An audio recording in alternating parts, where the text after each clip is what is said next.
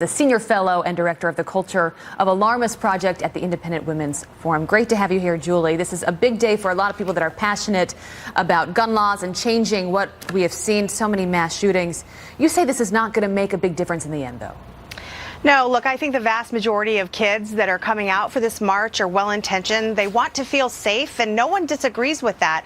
Everyone agrees that kids should be safe in their schools, and everyone wants to do something, but we really need to think about what that thing is.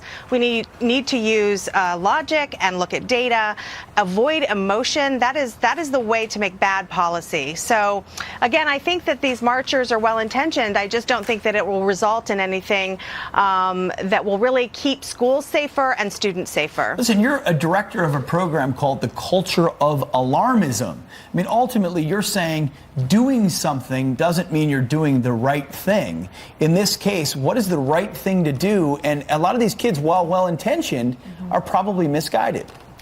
Well, you know, what's frustrating to me is if you look at the lessons of Parkland, the Broward County Sheriff's Office, there were multiple reports of Nicholas Cruz and his brother and their deteriorating mental health. They had claims there were reports of violence and access to weapons, and none of that was acted on. What frustrates me is I wish some of these kids would stay home and meet with their local sheriff's office, meet with their schools, find out what is the protocol for the local sheriff's office when there's an active shooter. Is it to stand down like they did in Broward County, or to go in and confront the shooter? Right. You have a lot of celebrities that are going to be out at this event. Lin-Manuel Miranda, Miley Cyrus, Demi Lovato, the list goes on.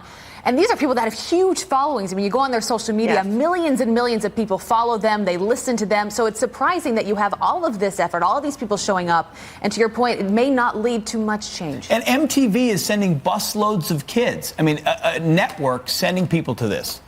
Well, we know that most networks, most Hollywood stars, certainly MTV has a liberal bias, so I'm not at all surprised by this. But I do think that to some degree, all these marches, all this agitation, these Hollywood stars and networks pushing this leads to a little bit of protest fatigue. People get a little tired of hearing about this after a while. Yeah. Julie, great stuff. You know, I remember when MTV was music television.